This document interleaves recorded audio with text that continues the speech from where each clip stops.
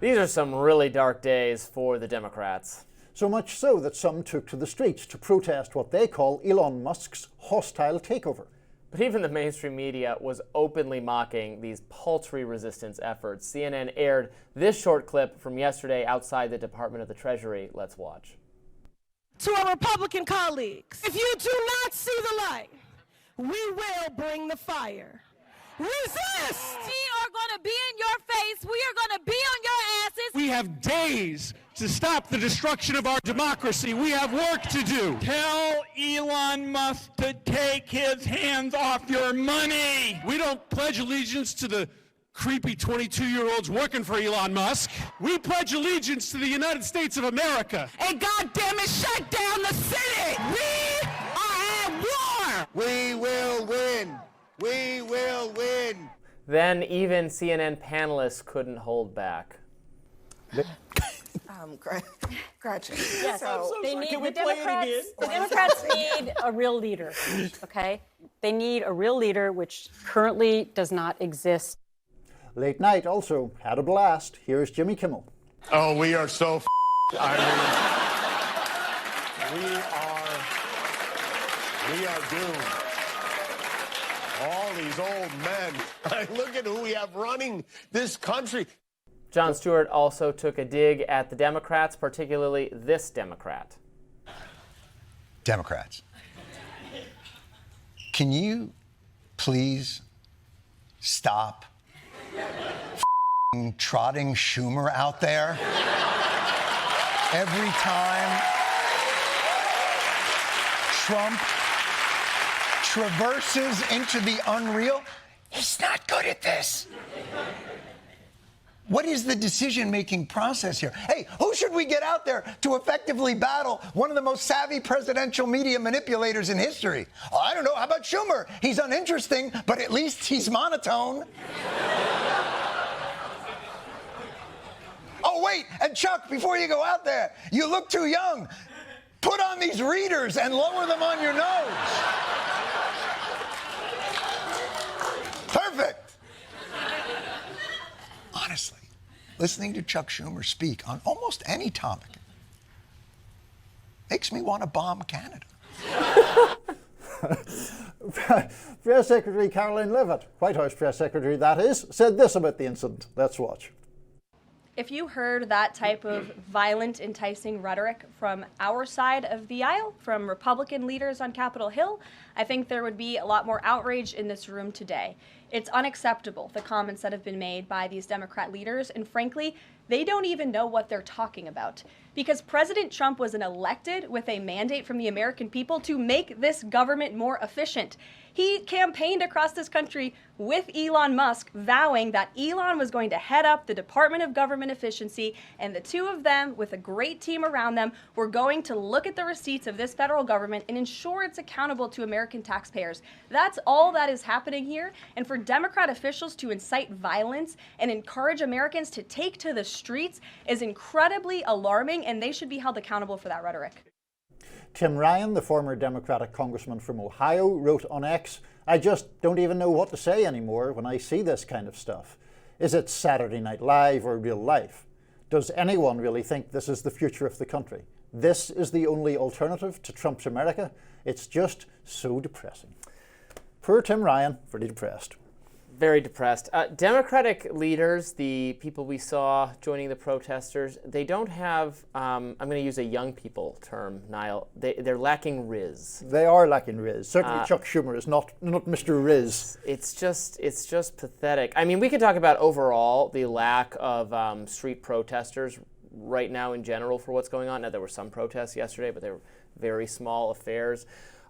Is really an interesting development. I think it has to do with how just demoralized, not even just because not all Democrats are going to go out and march in the street, but the kind of people who go out and march in the street, left-wing or left activist type people, seem totally broken apart or don't think that's an effective strategy or have no interest in doing it anymore. It really speaks to the decline of Occupy Wall Street type energy. I think it's just been long enough that it's dissipated or it doesn't have a natural leader. You know, Bernie Sanders is still on the political scene, but he's nearing retirement. There isn't an obvious. There are a couple of people who could succeed that mantle, but it's still being worked out. And then more broadly speaking, for the Democratic Party, yes, it is a problem that there is no de facto leader right now because of the way I think that Kamala Harris came into the nomination being switched out at the last minute, deprived her of a kind of party mandate.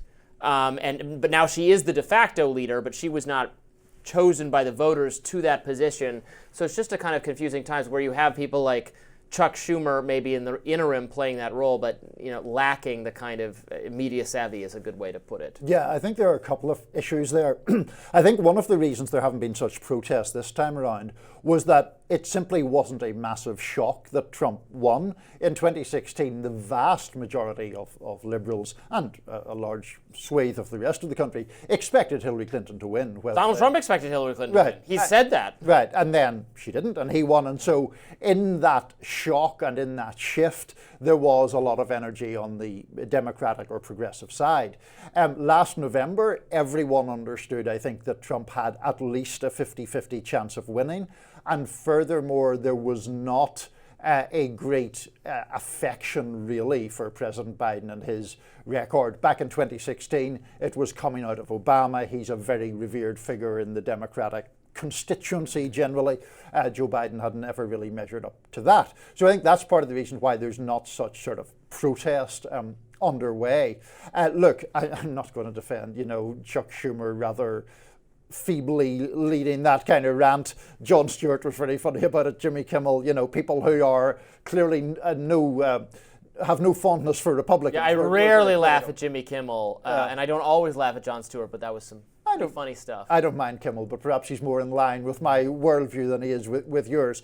But I do think, and here's the sort of serious point where I think we maybe, well, I'm pretty sure we disagree. Yes, that protest is laughable and risible and embarrassing in lots of ways. The problem, I think, is when the coverage then all becomes about the protest, not about Elon Musk's acolytes getting access to this massive treasury payment system, where they get into a system that is responsible for about $5 trillion of payouts. A lot of it is shrouded in secrecy and mystery and contention. There is certainly the idea that they may be able to have access to people's bank accounts. There's a legal case about it where people are arguing that it amounts to unlawful disclosure of private information. So there is a really serious issue here that gets lost if we just spend all our time talking about the superficial failures of the protests. Some of these legal issues are going to have to be looked at by courts, maybe even the Supreme Court for certain. I am broadly supportive of what Elon Musk is trying to do with downsizing the federal government and getting rid of some agencies. However, it has to be done in accordance with the Constitution. Can the federal government can the executive decide just not to spend money that Congress has determined that has authorized the spending of? That actually ends up being a tricky question because we didn't quite envision how this would all work out when the country was being founded, and there have been numerous cases where the executive just doesn't want to do the thing the legislature has approved the funding for, or vice versa. Overall, our Congress, or not this Congress specifically, but Congress as a branch, has delegated more and more of the actual task of governing to the executive. Now we have a case where Congress and the executive are from the same party. The majority in Congress wants to do whatever Trump wants. That said, I would use this moment. I would advise Trump and Elon and the MAGA movement, you actually control Congress right now. If you want to make these fundamental changes to the size of government, write laws that back them up and get them passed so that then it's set in stone, or reasonable stone, that this can happen. If you're just going to do it all via executive fiat or a private citizen, it's going to invite court challenges, and that may not hold up. So doing this and then doing it through the legislative process should be a key priority. And I don't see a lot of. I'm a little dismayed by not seeing more action from Congress. Like, you got to back up Trump on this if you want this stuff to happen. I think that all of those are valid points. I think that where I tend to focus, though, is on the specifics of Elon Musk, who spent well over $200 million to get Donald Trump elected, who has about $20 billion in contracts of his various business interests with the federal government. And so the capacity for double dealing or for using his political power for his business success or for his rival's business failure seems very considerable to me. I noticed that there's a Democratic congressman from Wisconsin, Mark Pocan, who has now introduced something called the Elon Musk Act. It has no chance of passing, of course, because it's a Republican Congress. But his point is that people with these big federal contracts shouldn't have the special status that Elon Musk had. A special government employee, I think, is the terminology for it, where you're a political appointee who has clearances or has the authority to look at all this stuff and to find out stuff that would plainly benefit your business interests. I think that's very dodgy indeed. Lots more to discuss today on Rising. Stay with us.